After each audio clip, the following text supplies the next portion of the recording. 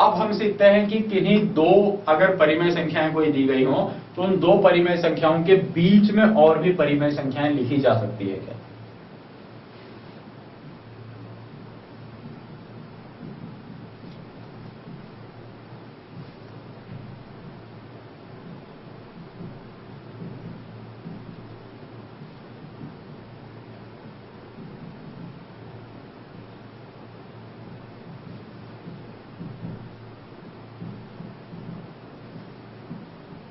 दो परिमेय संख्याओं के बीच में अन्य परिमेय संख्याएं। अच्छा, दो परिमेय संख्याओं को भूल जाइए आप, पहले अभी बात करते हैं चलो 5 और 7 की। तो 5 और 7 के बीच में पूर्ण संख्या कितनी है, पूर्णांक सिर्फ 1 6। 10 और 13 के बीच में कौन कौन है, 11 है, 12 है।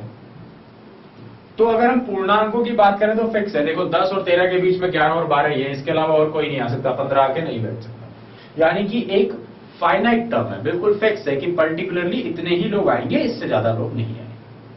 पर क्या परिमेय संख्याओं में ऐसा होता है, नहीं, परिमेय संख्याओं में ऐसा नहीं होता।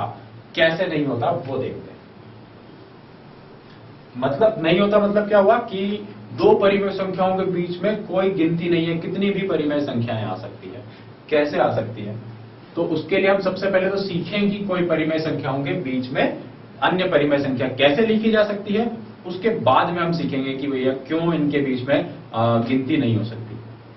देखिए, आपने लिया एक तो 3/5, दूसरा आपने ले लिया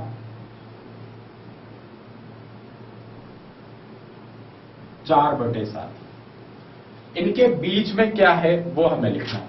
तो उसके लिए हम लोग क्या करते हैं, उसके लिए हम इन दोनों के वही हर जो है वो समान बना देते हैं। हर समान बनाना अभी हमने सीखा था। क्या करते हैं, 3/5 को अगर हर समान बनाना है तो 5 और 7, तो इसको गुणा कर दो 7 से, क्या हो गया 21/35।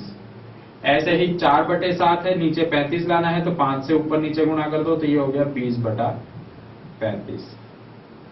तो ये हो गया 20/35 और ये हो गया 21/35। तो ये तो कंटिन्यू संख्याएं आ गई, बिल्कुल कंटिन्यू। 20 फिर 21 आ गया, तो बीच में कोई आ ही नहीं पाएगा। कुछ और चेंज करना पड़ेगा हमें क्वेश्चन को। तो चलिए क्वेश्चन को हम लोग थोड़ा सा और मॉडिफाई करके 5/7 कर देते हैं। तो 4/7 की जगह हमने कर दिया 5/7, तो यहां आ गया आपका 25। तो आपकी एक संख्या थी 21/35 और अगली थी 25/35। तो सीधी सी बात है, आप बीच में किस किस को डाल सकते हैं, आप बीच में लेके आ सकते हैं 22/35, आप ला सकते हैं 23/35, फिर आपके पास आ सकता है 24/35 और फिर आप पहुंचोगे अपनी संख्या पे जो कि है 25/35, है ना। आप स्टार्ट हुए 21 से, 22, 23, 24, फिर पहुंच गए 25/35 में। तो अब आप कहते हैं कि नहीं है सर, देखिए आपने तो कहा कि बीच में हम कितनी भी लिख सकते हैं, लेकिन यहां तो सिर्फ 3 ही आई। नहीं, ऐसा नहीं है, आप और भी लिख सकते हैं। कैसे लिख सकते हैं कि क्या जरूरी है नीचे 35 ही बने, और बड़ा नंबर आ सकता है। कैसे आ सकता है, देखो, अगर हमने इसको 7 से गुणा करने की बजाय इसको ऊपर नीचे 70 से गुणा कर दिया होता और इसको ऊपर नीचे 50 से गुणा कर दिया होता, तो ये नीचे ये बन जाता आपके पास। तब आपके पास क्या हो जाता, 210 और ये 250। तो आप शुरू होते 210/350 से, फिर आप लिखते 211/350, फिर आप लिखते 212/350, 212, 13, 14, 15, 16, 17, 17, 18, 19, 20, 21 से आप चलते रहते और आखिरकार आप पहुंचते 249/350, फिर आप लिखते 250/350। तो आप ये बना सकते हो। अब देखो ज्यादा बढ़ गई ना संख्याएं, 50 संख्याएं हो गई।